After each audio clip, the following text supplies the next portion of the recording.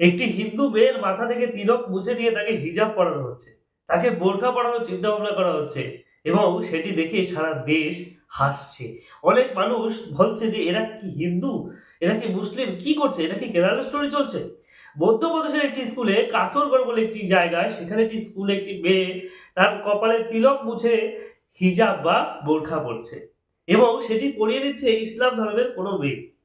একবার ভাবুন এটি ঘটছে এর জন্য কি ওই ইসলাম ধর্মের মেয়েটি দায়ী? না, একদম নয়। এর জন্য দায়ী ওই হিন্দু মেয়েটি এবং তার বাবা-মা, তার যে পরিবার।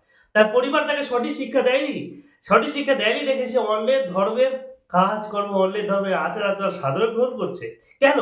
আমি আমার ধর্মের বিষয় পালন করব। আমি কেন অন্যের ধর্ম পালন করব? অন্যের ধর্মের মানুষ কি আমার ধর্মে তিলক পড়ে? আমার ধর্মের প্রসাদ খায়? আমার ধর্মের মূর্তির পূজা করে? তাহলে আমি কেন করব? আমি কিসের জন্য করব? হ্যাঁ, অন্য ধর্মের প্রতি শ্রদ্ধা সম্মান অবশ্যই আছে। অবশ্যই করব। তোমার ধর্মকে শ্রদ্ধা করব, অন্যের ধর্মকে শ্রদ্ধা করব। কিন্তু তাই বলে অন্যের ধর্মের আচার-আচরণ কেন পালন করব? কেন?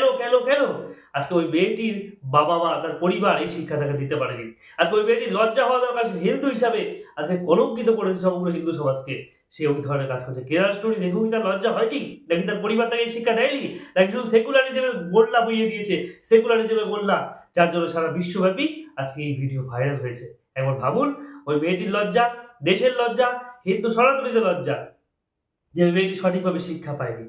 অবশ্যই আপনি আপনার সন্তানকে সঠিক শিক্ষা দিন। যাতে কেউ আপনার সন্তানকে বা আপনার বোনকে, ভাইকে এই ধরনের কাজ করাতে সাহস না পায়। ভালো থাকুন। ধন্যবাদ।